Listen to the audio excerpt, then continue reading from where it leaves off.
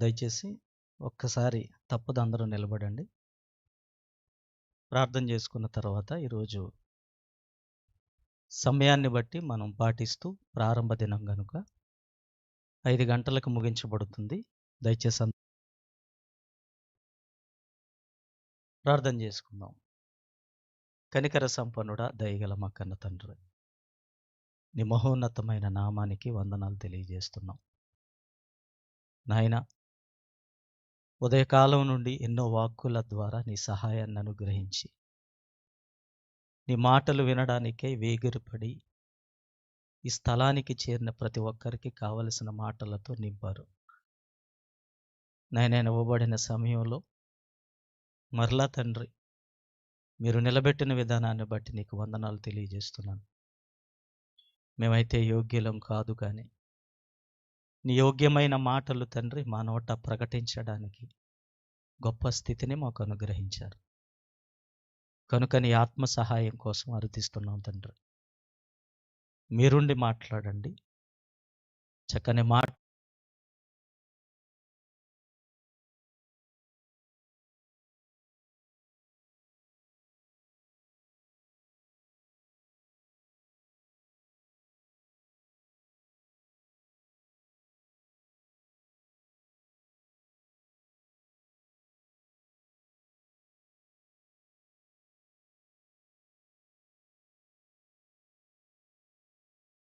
రక్షకుడైన యేసుక్రీస్తు వారి నామములో శుభాభివందనాలు తెలియజేస్తున్నాను. ప్రత్యేకంగా ఒక మంచి ఆలోచనతో సుమారు 6 సంవత్సరాల కాలం నుండి ఈ రోజున 7వ సంవత్సరంలోనికి మనం అడుగెడుతూ ఈ యొక్క కార్యక్రమాల్లో కూడా మనం కూడుకొనుటకు దేవుడు చక్కని అనుగ్రహాన్ని మనకిచ్చారు. నిజానికి బహిరంగ సభలు వేరేగా ఉంటాయి, కానీ సెమినార్లు అనేటప్పటికీ చాలా సమాచారాన్ని మనం సేకరించగలుగుతాం. కనుకనే సత్యాసక్తులుగా వాక్యం మీద ఆసక్తిని కలిగి ఈరోజు మనం అందరం ఇక్కడ కూడుకోవడం చాలా అదృష్టం. దేవుడు మనకు మాత్రం అనుగ్రహించిన గొప్ప ధన్యత, ప్రియమైన వారలారా. కనుక ఈ రోజున చాలా చక్కని విషయాలు మనం ఆలోచన చేద్దాం. దేవుని నడిపింపును బట్టి ప్రతి ఒక్కరూ జాగ్రత్త కలిగి మరింత లక్ష్య పెడుతూ ప్రతి ఒక్కరూ మాట వినాల్సిన వాళ్ళమే ఉన్నాం.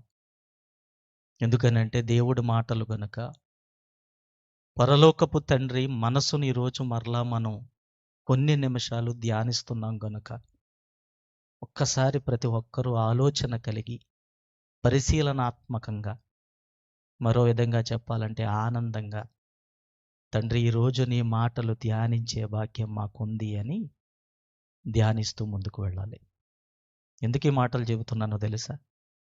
ఎక్కడ కూడా మన మనసులు చెదిరిపోకుండా శరీరాన్ని అధీనంలో ఉంచుకొని మాటలు వినబడమే భాగ్యము అని తలచి జాగ్రత్తగా వింటారని ప్రేమతో తెలియజేస్తున్నాను. ఈ రోజున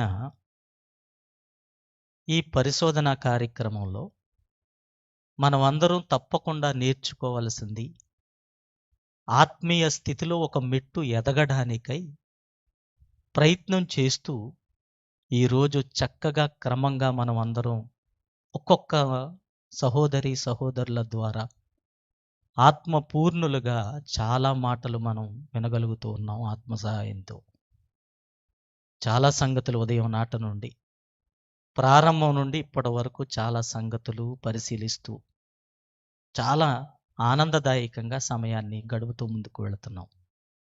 ఈరోజు కూడా ఇప్పుడు కూడా మనం అత్యవసరమైన కొన్ని సంగతుల గురించి పరిశీలన చేద్దాం. నేను ఈ అంశాన్ని మన సెమినార్ అయ్యేంత వరకు అనుగ్రహింపబడిన సమయానికి అనుగుణంగా సిరీస్గా భాగాలుగా మీకు చెప్పాలని ఆశపడుతున్నాను. ఎందుకనంటే ఒక మాట ద్వారా మనం వెలిగించబడతాం. ఏమండి, మీకు ఉదాహరణకు చెప్పాలి, చాలాసార్లు కొంత పెద్ద వ్యక్తులు కానీ దేవుని చేత బహుగా వాడబడుతున్న వాళ్ళు కానీ చాలాసార్లు ఒక మాటను చెబుతూ ఉంటారు. అది ఏంటని అంటే, ఒకప్పుడు నా స్థితి ఎలా ఉండేది, ఈరోజు నేను ఎలా మారాను అంటూ చాలా సందర్భాల్లో మనం వింటూ ఉంటాం.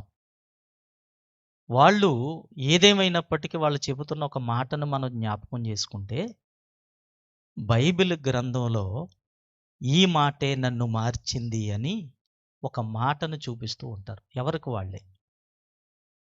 అప్పుడు నాకు అనిపిస్తుంది, ఒక్క మాటే ఒక మనిషిని మార్చగలిగినప్పుడు ఇన్ని మాటలు వింటున్న నేను మారలేనా అని. గొప్పగా రెఫరెన్స్‌ను కూడా వాళ్ళు ఉపయోగిస్తూ, నా పూర్వపు స్థితి ఎలా ఉండేది, ఇదిగో ఒక్క మాట ద్వారా నేను బలపరచబడ్డాను, మార్చగలిగాను అంటూ తన పూర్వ స్థితిని, వ్యక్తిత్వాన్ని పూర్తిగా విడిచిపెట్టి నూతనమైన మనిషిగా మారగలిగినప్పుడు, ఈరోజు ఇదే గ్రంథంలో ఎన్నో మాటలు మనం ధ్యానిస్తున్నాం గదా! మరి ఎన్ని నేర్చుకోవాలో ఆలోచించాలి. నేర్చుకోవడానికంటూ ఒక లిమిట్ ఉంది. అదేంటో తెలుసా? Up to our last breath. మన శ్వాస ఆగిపోయేంత వరకు నేర్చుకుంటూ, దానిని అన్వయించుకుంటూ వెళ్ళాల్సిన వాళ్ళమై ఉన్నాం. ఈరోజు మన పాఠ్య భాగం జాగ్రత్తగా జ్ఞాపకం ఉంచుకోవాలి. భయము అనే ఒక దాని గురించి మాట్లాడాలనుకుంటున్నాను. ప్రస్తుతానికి మనం భయం అని స్టార్ట్ చేద్దాం. మరలా టైటిల్ దాని ముందు ఒక ప్రిఫిక్స్‌గా మరొక మాటను యాడ్ చేద్దాం. రైట్? భయం అనేది ఈరోజు అందరికీ తెలుసు. ఎవరి స్థాయిని బట్టి వాళ్ళకి పరిచయం ఉంది. భయపడని వ్యక్తులెవరు ఉండడం లేదు. చిన్నపిల్లలు మొదలుపెట్టి వారి చదువులకు తగ్గట్టుగా వాళ్ళ భయంతో కూడుకుని పాఠశాలలకు వెళుతూ, పాఠశాలల నుంచి పూర్తయిన వాళ్ళు కాలేజీలకు వెళుతూ, ఇలా వాళ్ళ యొక్క అభివృద్ధిని బట్టి ప్రతి పరిస్థితుల్లోనూ ఏదో ఒక భయం కలిగి భవిష్యత్తు మీద భయాందోళనతో వాళ్ళు పరిగెడుతూ ఉన్నారు, భయపడుతున్నారు. మరింకా మనం ఆలోచన చేస్తే, కొంత డబ్బును వెచ్చించి వ్యాపార లావాదేవీలను నడిపిస్తూ ఎక్కడ నాకు నష్టం వస్తుందో అని భయపడుతున్న వాళ్ళు ఉన్నారు. యువతగా చదువులు పూర్తయిన తర్వాత భవిష్యత్తులో నేను ఎలా స్థిరపడగలుగుతాను అని ఒక ప్రశ్న వాళ్ళ కళ్ళ ముందు కనబడుతున్నప్పుడు భవిష్యత్తు గురించి భయపడుతున్న వాళ్ళు ఉన్నారు. ఇంకా ప్రాణాలను బట్టి, ఆరోగ్య క్షీణతను బట్టి వస్తున్నటువంటి ఎన్నో రకరకాల వ్యాధులను బట్టి భయపడుతున్న వాళ్ళు ఉన్నారు. రోగాలను బట్టి ఏవేవో కొత్త కొత్త పేర్లతో రకరకాల వ్యాధుల బారిన పడుతూ, ఏ వ్యక్తి సంపూర్ణ ఆరోగ్యంతో లేడు గనక అది కూడా చాలా భయంగానే కనపడుతుంది. ఇంకెందుకు, ఇంకా మనం ఆలోచన చేస్తే మొన్నటికి మొన్న సంవత్సరాలలో అతి సూక్ష్మ జీవిగా కనపడుతున్న వైరస్ కూడా మనం భయపడ్డాం. భయపడినట్టుగానే చాలామంది మరణించారు కరోనా పేరట. కరోనా వైరస్ సూక్ష్మమైనది. అంతేకాదు, ఇంకా మనం చాలా విషపూరితమైన వాటి గురించి కూడా భయపడుతూ ఉన్నాం. ఎందుకు నేను ఈ మాటలు తెలియజేస్తున్నానంటే, భయం అనేది మనకి అలవాటైందే, అదేమీ కొత్తదైతే కాదు. కానీ ఈరోజు క్రైస్తవులుగా మనం నేర్చుకోవలసిన అంశం దీనితో అనుసంధానించబడింది. దీన్ని బట్టి మనకు అర్థమవుతున్న విషయం ఏంటంటే, అవును కదా, ఈరోజు భయం మధ్యలోనే మనిషి బ్రతుకుతూ ఉన్నాం. ఇంతకీ మనం దేవుని పిల్లలుగా, ప్రత్యేకింపబడిన వారముగా, మంచి జనాంగంగా మనం సెపరేట్ చేయబడి ఉన్నాం గనుక మనం ఎలా భయపడాలి అనేది ఈరోజు పరిచయంగా మీకు తెలియజేస్తాను ప్రియమైన వర్లారా. బైబిల్ నుండి ద్వితీయోపదేశకాండము 13వ అధ్యాయము, ద్వితీయోపదేశకాండము 13వ అధ్యాయము 4వ వచనాన్ని చూద్దాం. చూడండి, ద్వితీయోపదేశకాండము 13వ అధ్యాయము 4వ వచనంలోని మాటను చూద్దాం. మీరు మీ దేవుడైన యెహోవాకు లోబడి, ఆయనకే భయపడి, ఆయన ఆజ్ఞలను అనుసరించి, ఆయన మాట విని, ఆయనను సేవించి, ఆయనను హత్తుకొని ఉండవలెను. నిజానికి ఈ ఒక్క మాటను మనం పరిశీలిస్తే చాలా విషయాలు బయటకు వస్తాయి ప్రియమైన వర్లారా. చాలా విషయాలున్నాయి. అయితే ఒక్క విషయాన్ని మాత్రమే నేను ఈరోజు మీతో పంచుకుంటున్నాను. ఇప్పుడు ఈ పరిశోధన కార్యక్రమాలు, అక్షయ ఆహార వితరణ సదస్సులు ఎలా ఉంటాయి అంటే, చాలా ఇన్ఫర్మేషన్ మనం కలెక్ట్ చేస్తాం. చాలా విషయాలు పరిశోధనాత్మకంగా మనం చూస్తూ ఉంటాం. అందులో భాగమే ఈ వచనం. ఈ వచనంలో ఒక్క మాట, ఇట్స్ ఏ స్మాల్ వర్డ్, అదే మనం ఈరోజు ఆలోచిస్తున్నాం. అసలు భాగాలు ఎన్ని ఉన్నాయి అని అంటే, మరలా చదువుతున్నాను. మీరు మీ దేవుడైన యెహోవాకు లోబడి, నెంబర్ 1 ఒబీడియన్స్, లోబడి, ఆయనకే భయపడి, ఆయన ఆజ్ఞలు అనుసరించి, ఆయన మాట విని, ఆయనను సేవించి, ఆయనను హత్తుకొని, ఎన్నున్నాయి చూడండి, ఆయనను ఆయనను ఆయనను అని అంటూ చాలా విషయాలున్నాయి ఇక్కడ మనం పరిశోధించాల్సింది. 1 లోబడి, 2 భయపడి, 3 ఆయన అనుసరించి, ఆజ్ఞలను అనుసరించి, ఆయన మాట విని, తర్వాత చెప్పాలి, మీరు అలా రిప్లై ఇస్తే యాక్టివ్గా ఉన్నట్టు, సేవించి, హత్తుకొని అని ఉన్నాయి. ఈరోజు మనం మాట్లాడుతున్నది ఒకే మాట ఏంటో తెలుసా? ఆయనకే భయపడి అని. ఇప్పుడు మరలా టైటిల్, దేవునికి భయపడుము అని రాసుకోవాలి. ఇంకో మాట చెప్పమంటారా? దేవునికే భయపడాలని కూడా రాసుకోవచ్చు. అది నాకు చాలా ఇష్టం. ఎందుకో తెలుసా? గాడ్ హిమ్సెల్ఫ్, ఇంకంతే. ఇక్కడ ఉన్న మాటను చూడండి, మీరు మీ దేవుడైన యెహోవాకు లోబడి ఆయనకే భయపడాలి. మరి మనం ఏం చేస్తున్నాం? చిన్న వైరస్ మొదలుపెట్టి, లోకమంటూ, భవిష్యత్ అంటూ, పుస్తకాలంటూ, ర్యాంకులంటూ, ఆరోగ్య క్షీణత అంటూ, వ్యాపారంలో నష్టం అంటూ, ఇంక చెప్పాలి అంటే ఎన్నో బాధలతో భయపడుతూ మనిషి బ్రతుకుతున్నారు. ఎక్కడైనా దేవునికి భయపడండి అని ఏమైనా వింటున్నామా అంటే లేదు, లేదు. ఇదిగో ఈ వ్యాధి వస్తుంది కనుక ఇది పాటించండి, ప్రివెన్షన్ ఇది ఉండాలి, ఇది పాటించి మనం ఉండాలి, ఇలాంటివే మనం తినాలి అని అంటూ భయపడి మనిషి బ్రతుకుతున్నాడే తప్ప దేవునికి భయపడాలన్న మాటలు మర్చిపోయారు. అందుకే దేవుడు ఈరోజు మనతో మాట్లాడుతున్నారు. మీతోనే కాదు, నాతో కూడా. మేమేమీ గొప్ప ఏమీ కాదు ప్రియమైన వారులారా. కేవలం దేవుడు నిలబెడితే, నాయనా ఇది అదృష్టమని భావించి ఆయన మాటలు చెప్పడానుకున్నాం తప్ప, ఇదిగో ఏమీ గొప్పతనాన్ని ప్రదర్శించడానికి కాదు. ఆయన అంటున్న మాటేమో ఇదిగో గడిచి వెళ్ళిపోతుంది.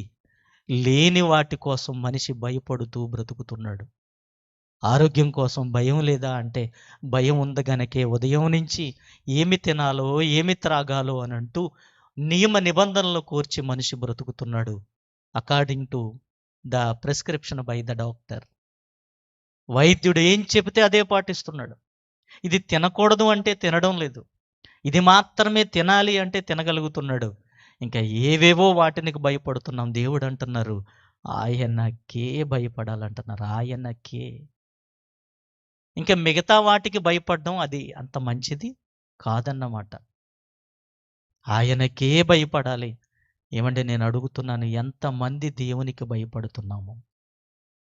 చాలాసార్లు ఈ మాట ఉంటుంది, చాలాసార్లు దేవునికి భయపడండి అన్న మాటలు ఉంటాయి. కానీ నిజంగా భయపడుతున్నామా అని ఆలోచించుకోవాలి. ఇదిగో ఈ సదస్సులో మనల్ని మనమే ప్రశ్నించుకోవాలి. నిజమేనా? భయపడుతున్నానా?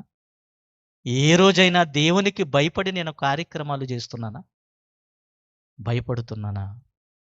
మరికొన్ని సంగతులు చూద్దాం, చూడండి. కీర్తనల గ్రంథం, ఇదొక ఆజ్ఞగా మనకి ఇవ్వబడిన తరువాత ఎంతవరకు మనం భయపడి బ్రతుకుతున్నామో ఆలోచన చేద్దాం. కీర్తనల గ్రంథం, మరింత సమాచారం ఇస్తాను చూడండి. 22వ అధ్యాయము 23వ వచనం కూడా చూద్దాం. త్వరగానే తీస్తే మనం సమయానికి ముగించాలి కనుక 22వ అధ్యాయం 23వ వచనం. యెహోవా యందు భయభక్తులు గలవారులారా ఆయనను స్తుతించుడి, యాకోబు వంశస్థులారా. రైట్, ఏమనుంది? మీరందరూ ఆయన్ను గణపరచుడి. మరొక మాటను చూద్దాం. రైట్, మీరందరూ ఆయనకు భయపడుడి. ఇందులో ఎగ్జామ్షన్స్ లేవు. వీళ్ళని వాళ్ళని కాదు, మీరందరూ ఆయనకు భయపడండి అని ఆజ్ఞగా రాయబడినప్పుడు, ఇదిగో ఆజ్ఞను పాటిస్తాను తండ్రి అని ఆ రోజు నీటి ద్వారా బాప్తిస్మం తీసుకుంటూ ఆత్మ సహాయాన్ని పొందిన మనం ఈ మాటకు కట్టుబడి ఉంటున్నామా లేదా ప్రశ్నించుకోవాలి. మీరందరూ భయపడాలి. ఆయనకే భయపడాలి. ఇంకా మరిన్ని మాటలు అదే గ్రంథం 47వ అధ్యాయం 2వ వచనం. ఎందుకు ఆయనకు భయపడాలి? ఒక్కొక్కటిగా వెళదాం. 47వ అధ్యాయము 2వ వచనంలో చూస్తే, యెహోవా మహోన్నతుడు, భయంకరుడు. భయంకరుడికి భయపడడం లేదు, కానీ ఏవేవో చిన్న చిన్న వాటికి మనిషి భయపడుతున్నాడు. భయంకరుడైన ఏంటండి, ఎప్పుడు ఇలా వినలేదు. ఇలా కూడా ఉంటాయా అంటే ఎస్, చాలా భయంకరుడు. అలాంటి భయంకరమైన దేవుడుగా ఉన్న ఆయనకు భయపడిన వారు ఎక్కడ కనబడడం లేదు.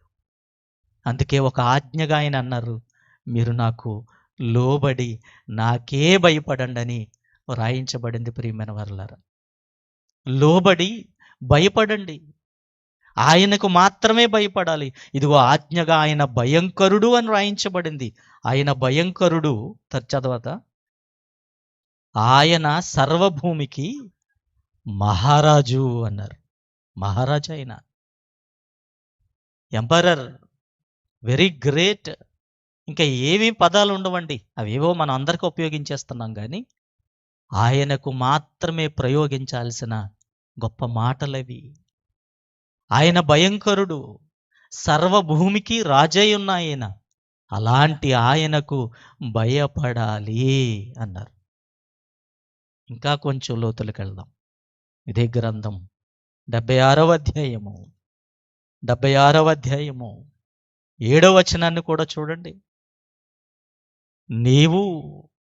నీవే భయంకరుడు. అందరూ ఖచ్చితంగా ఇన్ఫర్మేషన్ రాసుకోవాలి, తర్వాత మనం ధ్యానిస్తాం.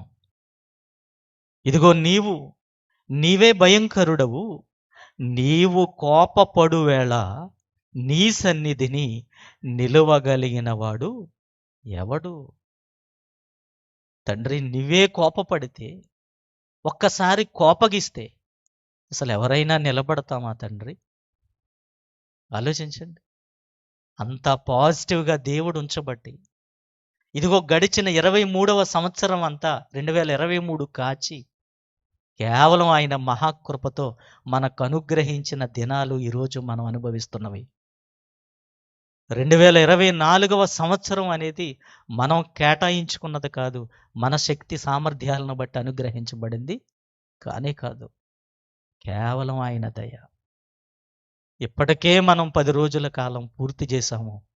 నాయన, మీరెంతో దయ చూపించారు. మీరు కోపపడితే 12 ఉండదంతే. ఆయన కోపపడితే ఫిబ్రవరి ఉండదంతే. ఆయన కోపపడితే మరుక్షణం మన చేతుల్లో ఉండదు. ప్రియమైన వారులారా, ఇదిగో చదవండి. అలాంటి భయంకరమైన దేవుడికి భయపడకుండా ఏంటికో భయపడుతున్న మనిషి ఈరోజు మనం పాఠం నేర్చుకుందాం. ఇదిగో నీవు భయంకరుడవు, నీవు కోపపడు వేళ నీ సన్నిధిని ఎవడున్నాడు? Irrespective of language or nation or place, region, ఏదైనా, ఏ ప్రాంతమైనా, భాష అయినా, ఏ భాగంలో మనిషి బ్రతుకుతున్నప్పటికీ ఎవరైనా సరే, no one stand before him without his mercy. ఆయన కృప లేకుండా, ఆయన దయ కనపరచకుండా ఏ మనిషి బ్రతకడం అసాధ్యం. చూడండి ఎన్ని మాటలు ఉన్నాయో. మరొక మాట, ద్వితీయోపదేశకాండం 10వ అధ్యాయము 17వ వచనం. ద్వితీయోపదేశకాండము 10వ అధ్యాయము 17వ వచనంలో కూడా మరో మాటను చూద్దాం. 17వ వచనం, ఏలయనగా నీ దేవుడైన యెహోవా పరమదేవుడును పరమ ప్రభువునై ఉన్నాడు. ఇది ఎందుకు చదువుతున్నామో తెలుసా? ఒకే ప్రశ్న మనకు, ఆయనకే ఎందుకు భయపడాలి? ఆయనకే ఎందుకు భయపడాలి? ఈ ప్రశ్నతో మనం ప్రారంభిస్తూ అంచెలంచెలుగా నేర్చుకుంటున్నాం. ఒక్కొక్కటిగా ఆయన గొప్పతనం గురించి ఆలోచిస్తున్నాం. ఆయనకి ఎందుకు భయపడాలో ఈ సెమినార్ పూర్తయ్యేటప్పటికి మంచి వివరణ ఆత్మ సహాయం ద్వారా నేర్చుకుందాం. చూడండి. ఇదిగో ఆయన పరమదేవుడు, పరమ ప్రభువునై ఉన్నాడు. ఆయనే మహాదేవుడు, పరాక్రమవంతుడు, భయంకరుడైన దేవుడు. ఎన్నున్నాయండి? ఇవన్నీ పరిశీలిస్తే మన జీవితం సరిపోతుందా? మనం ఏర్పాటు చేసుకున్న ఈ దినాలు అన్నయ్య గారి ఆలోచన ద్వారా అసలు ఎలాంటి దినాలే లేకపోతే ఎంత విరివిగా ఉదయం నుండి మరలా రాత్రి సమయం వరకు ఇదిగో అక్షయ ఆహారంతో మనం నింపబడుతున్నాము అంటే ఇలాంటి గొప్ప ధన్యత ఇంకెక్కడ మనకి ఉండదు. అందుకే మనం ఎదురు చూస్తూ ఉంటాం ఇలాంటి సెమినార్స్ కోసం. ఎందుకనంటే చాలా విషయాలు నేర్చుకోవచ్చు. ఆయన మహాదేవుడు, పరాక్రమవంతుడు, పరమ ప్రభువు, ఇంకా భయంకరుడైన దేవుడు. భయంకరుడైన దేవుడు. అలాంటి దేవునికి మనం భయపడాలి. అందుకే ఆయన అంటున్నారు, నాకు మీరు భయపడాలి అని అంటున్నారు. అంటే ఆయన మాట వినబడితే భయపడాలి, ఆయన సన్నిధికి వస్తే భయపడాలి, ఆయన గ్రంథం చేత పట్టుకున్నా భయపడాలి. ఎందుకో తెలుసండి, మొన్న ఒక విషయం చెప్పాను. ఇదిగో ఇది ఒక మామూలు గ్రంథం కాదు. కనబడుతున్న పేజీల మీద కనబడుతున్న నల్లటి అక్షరాలుగా కాదు, ఇది మనస్సుగా భావించాలి. దీని వెనక ప్రతి మాట వెనక ఆయన మనసు కనపడుతుంది. ఆయన మనసే ఇక్కడ ఉంది. అలాంటప్పుడు పరలోకమందున్న ఆయన యొక్క మనసును చేతపట్టుకుని తిరుగుతున్నప్పుడు భయపడుతూ బ్రతకాల్సిన వాళ్ళమై ఉన్నాం, లోబడుతూ బ్రతకాల్సిన వాళ్ళమై ఉన్నాం. ఒక ఉదాహరణ చెబుతాను చూడండి. మనం లేకపోతే మన పిల్లలు దూరంగా ఎక్కడో జాబ్ చేస్తూనో హాస్టల్లో ఉంటూనో ఉన్నారనుకోండి. పాత రోజుల్లో ఇప్పుడైతే డైలీ ఫోన్ కాల్స్ ఉన్నాయి, అవసరమైతే వీడియో కాల్స్ ఉన్నాయి. అప్పుడు ఉత్తరాలు రాస్తూ ఉండేవారు. అది తీసుకున్న తర్వాత ఏమనిపిస్తుంది, అక్కడ ఉన్న పాప కానీ లేకపోతే అబ్బాయి కానీ అది వెంటనే రిసీవ్ చేసుకున్న వెంటనే ఇదొక అన్ని కాగితాలలా దాన్ని చూడడు. తన దగ్గర చాలా పుస్తకాలు ఉన్నాయి, చాలా కాగితాలు తను ఉపయోగిస్తూ ఉంటాడు. కానీ ఇప్పుడు వచ్చిన ఉత్తరం అలాంటి కాగితం కాదు. ఉదయం లేచిన నాటి నుండి చాలా రకాల న్యూస్ పేపర్స్ మనం చూస్తూ ఉంటాం. ఉదయం వచ్చేటప్పటికి చాలా ఫ్రెష్గా దానికోసం ఎదురు చూస్తూ ఉంటాం. విత్ ఇన్ అవర్స్ మనం చదివి పక్కన పడేస్తే న్యూస్ పేపర్ కాస్త వేస్ట్ పేపర్ అయిపోద్ది. కానీ ఎన్నిసార్లు చదివినా ఇదిగో మా నాన్న నా కోసం రాసిన మాటలు ఇవి. నా కొడుకు నన్ను ప్రేమించి సమయాన్ని కేటాయించి నా మీద ప్రేమను వ్యక్తపరుస్తూ రాసిన అక్షరాలు తప్ప ఏదో పెన్ తీసుకుని పెన్తో రాసినటువంటి అక్షరాలు కాదు.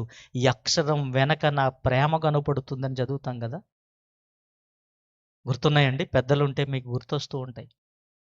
ఆ ఉత్తరాలు చూస్తున్నప్పుడు ఆ ప్రతి ఉత్తరం వెనక, ప్రతి లెటర్ లేకపోతే అక్షరాల వెనక కూడా మనసు అర్థమవుతూ ఉంటుంది. ఇదిగో ఈరోజు ఈ మాటలు మనం చదివి పరిశీలిస్తున్నప్పుడు కూడా నా తండ్రి మనసు అని భావించాలి. ప్రియమైన వాళ్ళారా, ఇది నా మనసు, నా తండ్రి మనసు. కేవలం నన్ను ప్రేమించిచ్చిన మాటలు, నన్ను చక్కబరచడానికి ఇదిగో ఈ మాటల ద్వారా భయం కలిగి బ్రతకమని చెప్పారు, అవకాశం ఇచ్చారు. ఇప్పటికే నా ముందు సీనియర్స్గా ఉంటూ పితరులుగా పిలువబడిన వారు ఈ ఛాన్స్ పోగొట్టుకున్నారు. పోయింది వాళ్ళకి. Because they are all died. అందరూ చనిపోయారు. బట్ మనకి ఇంకా సమయం ఉంది.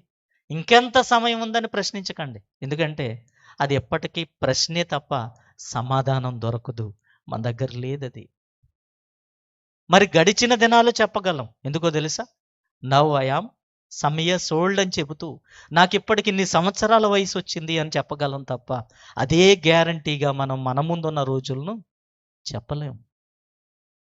కానీ దేవుడు ఒక అవకాశం ఇచ్చారు. ఇదిగో ఈ సెమినార్కి మనల్ని తోడుకొని వచ్చారు. ఈ మాటలు మనకి వినిపిస్తున్నారు కనుక తండ్రి ఇక నుంచి నేను భయం కలిగి బ్రతుకుతాను అని ఆలోచించాలి. ఒక సందర్భం చెప్తాను చూడండి. తర్వాత మాటల్లో ద్వితీయోపదేశ కాండంలోనే 7వ అధ్యాయము 21వ వచనాన్ని చూద్దాం. 7వ అధ్యాయము 21వ వచనం చూడండి. వారిని చూసి జడియవద్దు ఏదో చెప్తున్నారు చూడండి ఆయన. వాళ్ళను చూసి భయపడకండి. నేనేం మాట్లాడాను? ఆయనకే భయపడమని చెప్పాను కదా. దేవునికే భయపడాల్సిన మనం ఇదిగో ఎవరినో చూసి భయపడుతున్నారేంటి? ఇశ్రాయేళ్ల కాలంలో నాయకుడిగా ఉంటూ నాయకత్వాన్ని వహిస్తూ నడిపిస్తున్న వ్యక్తికి అక్కడ ఉన్నటువంటి వారికి దేవుడు ఏమని చెబుతున్నారో తెలుసా? వారిని చూసి జడియవద్దు, భయపడకండి. వారెవరు? ఎవరైనా సరే, ఎంతమంది అయినా సరే, ఎలాంటి వారు? ఎలాంటి వారైనా సరే, ఇంకేమైనా అనుకోవచ్చు. వారిని చూసి భయపడొద్దు. మరేం చేయాలి? నీ దేవుడైన యెహోవా నీ మధ్య ఉన్నాడు. భయపడితే ఆయనకు భయపడాలి, కానీ ఎవరికో నువ్వు భయపడొద్దు. వాళ్లకు భయపడాల్సిన అవసరం లేదు. భయపడొద్దు. నీ దేవుడైన యెహోవా నీ మధ్యనున్నాడు. ఆయన భయంకరుడైన మహా దేవుడు. భయంకరుడైన దేవుడు మధ్యలో ఉన్నప్పుడు ఏ భయం లేని వాళ్ళని చూసి భయపడుతున్నాం. దేవుడు తోడై ఉన్నాడు అని అనుకుంటూనే ఉంటాం, కానీ భయం మాత్రం మనల్ని వెంటాడుతూనే ఉంటుంది. ఆయన భయంకరుడైన దేవుడు కదా. భయపడితే నువ్వు ఆయనకే కదా భయపడాలి. మరి అలాంటిది నువ్వు వారికి భయపడ్డం ఏంటి? వారెవరికో భయపడ్డం ఏంటి? వారికి జడియవద్దు, భయపడవద్దు. నీ దేవుడైన యెహోవా నీతోనే ఉన్నాడు. మరలా మాట ఏమన్నారో చూడండి. భయంకరుడైన దేవుడున్నాడు అంటే భయపడితే ఆయనకి భయపడు. ఎంత భయపడాలంటారా? ఎంతైనా భయపడాలి. ఎంతైనా భయపడాలి. గజ గజ గజ వణికిపోవాలి. చరిత్రలో ఆయన మాట వినబడితే చాలు. రాజుల సింహాసనం విడిచి బూడిదలో కూర్చున్నప్పుడు ఆయన మాట వినబడుతుంటే ఇంకా మనం కాలిమే కాలేసి కూర్చున్నామంటే భయం ఉందనలా. ఇంతేనండి, భయం ఉందా? ఆయన మహాకృప ఇంకా ఎక్కువైంది కనుక మనకి ఇంకా లేజినెస్ పెరిగింది. మనలో ఉన్నటువంటి ఇది ఏదైతే మనం లేజినెస్గా అనుకుంటున్నామో, ఏదైతే బద్ధకంగా భావిస్తున్నామో సోమరితనం అంట పెరిగిపోయింది. భయం కాస్త పోతుంది. ఆయన అంటున్నారు ఒక సందర్భాన్ని చూపిస్తూ, ఇదిగో వాళ్ళకి జడియకొద్దు, నీ అందరికీ దేవుడు మధ్యలోనే ఉన్నాడు. అంతేకాదు ఆయన భయంకరుడైన భయంకరుడైన మహాదేవుడు అని రాయించబడింది. జాగ్రత్తగా చూద్దాం. జాగ్రత్తగా, ఆయన భయంకరుడైన మహాదేవుడు అని రాయబడింది. ఇంకా పై వచనాలకు అసలు ఏం జరిగింది అని అంటే త్వరగా చెప్పడం కోసం 17వ వచనాన్ని మీకు జ్ఞాపకం చేస్తున్నాను. పైన ఈ జనములు నాకంటే విస్తారముగా ఉన్నారు అన్నారు. అంటే భయపడుతున్న వాళ్ళలో నాయకత్వం వహిస్తూ ముందున్న వాళ్ళు ఏమంటున్నారో తెలుసా? ముందున్న వాళ్ళని చూసి ఎందుకు భయపడుతున్నారంటే చెప్తున్న రీజన్ చూడండి. ఈ జనములు నాకంటే విస్తారముగా ఉన్నారు. మేము 100 మంది అయితే వాళ్ళు 500 ఉన్నారు. మేము 1000 మంది అయితే వాళ్ళు 5000 మంది ఉన్నారు. మేము 10,000 అనుకుంటే వాళ్ళు లక్షల్లో కనబడుతున్నారు. అందుకు భయపడుతున్నాం. అదేంటది? జనసంఖ్య పెరిగిందని భయపడుతున్నారా? ఎస్, రీజన్ చెప్తున్నారు. అందుకే దేవుడు వాళ్ళకి భయపడొద్దు, నేను కదా భయంకరునంటే. చరిత్రలో సంగతులండి చాలా విషయాలు ఉన్నాయి ప్రియమైన వారులారా. ఇవన్నీ నేర్చుకోవాలి మనం. ఆయనకే ఎందుకు భయపడాలో మంచి వివరణ మనకు వస్తుంది. జనాన్ని చూసినప్పుడు భయం వేసింది. కారణం చాలామంది ఉన్నారు, చాలామంది కనపడుతున్నారు. ఇంకా చూడండి, చాలామంది ఉన్నారు. ఇంకా నేను ఎట్లు వారిని వెళ్ళగొట్టగలనని నీవనుకుందువేమో, వారికి భయపడకుము అన్నారు. ప్రతి విషయాన్ని మనం పరిశీలించాలి. చాలా సంగతులు నేర్చుకోవాలి. ఇదిగో జనం ఎక్కువ ఉన్నారు కదా, వాళ్ళందరినీ నేను ఎలా వెళ్ళగొట్టాలి? ఎంతమందిని నేను ఒకేసారి వెనక పంపించాలంటే, లేదా నా సైన్యాన్ని చూపించి వాళ్ళు వెనుదిరిగేలా నేను పంపించాలంటే, విజయం సాధించాలి అంటే నా దగ్గర మ్యాన్ పవర్ అంతా లేదు. నా దగ్గర సమూహం అంతగా లేదు, అందుకు నేను భయపడుతున్నాను. అంతమంది జనాన్ని నేను ఒకేసారి చూసినప్పుడు ఆ ఐ గాట్ ఫియర్ అని చెప్పారు. నేను భయపడుతున్నాను. జడియకము, భయపడొద్దు. ఎందుకో తెలుసా? ఏం మాట్లాడుతున్నారు చూడండి. నీ దేవుడైన యెహోవా ఫరోకును ఐగుప్తు దేశం అంతటికిని చేసిన దానిని ఏదో చెప్తున్నారు ఆయన. భయపడొద్దు అంటే అంత ఈజీ కాదు. ఆయనకే భయపడాలి అంటే అంత ఈజీ కూడా కాదు. ఎందుకు భయపడాలంటారు? వినాలని ఉందా? ఎందుకు భయపడాలి? ఆయనకే ఎందుకు భయపడాలి? ఎందుకో తెలుసా? చాలా సంగతులున్నాయి. ఆయన పరాక్రమవంతుడు, మహాదేవుడు. ఆయనకే భయపడాలి.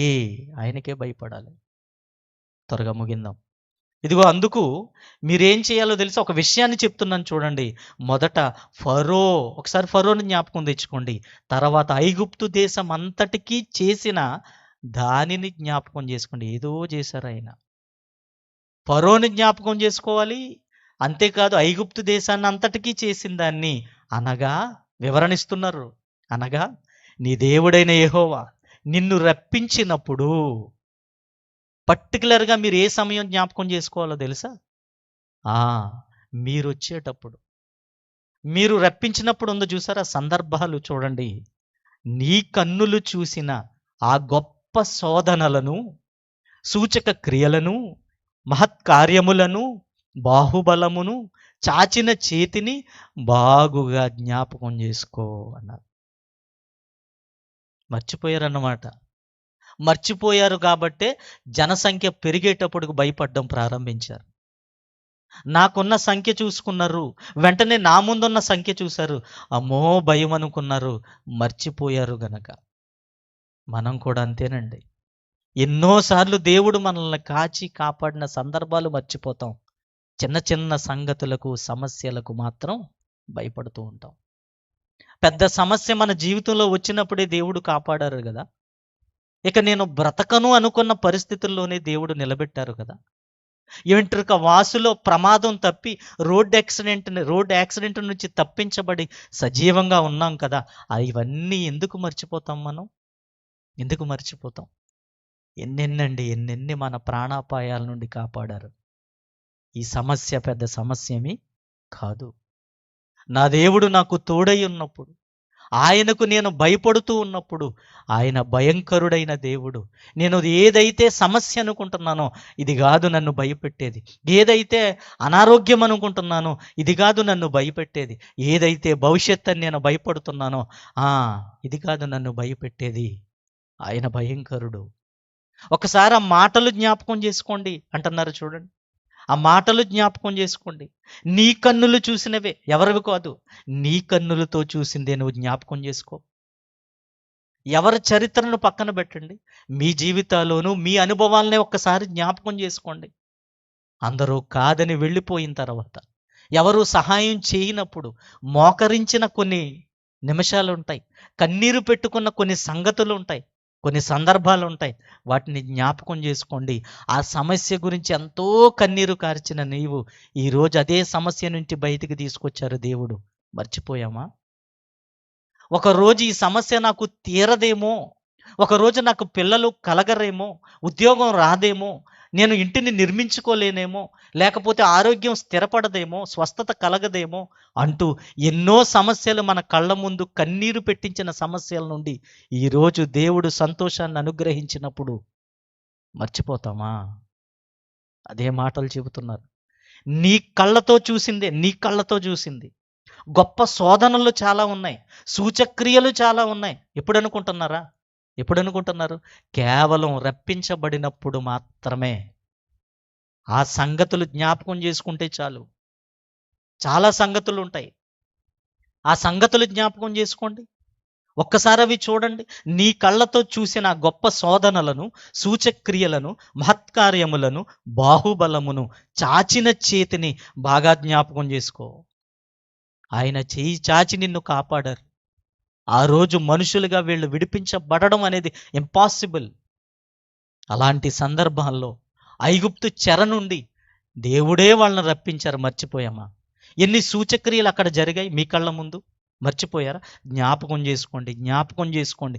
నీకు భయం పుట్టించుచున్న ఆ జనులందరికీ నీ దేవుడైన యెహోవా అలాగే చేస్తారు అన్నారు.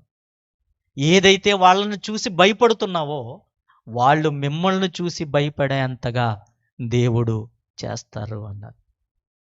చూడండి ప్రియమైన వారులారా, ఒకసారి మనం జ్ఞాపకం తెచ్చుకోవాలి.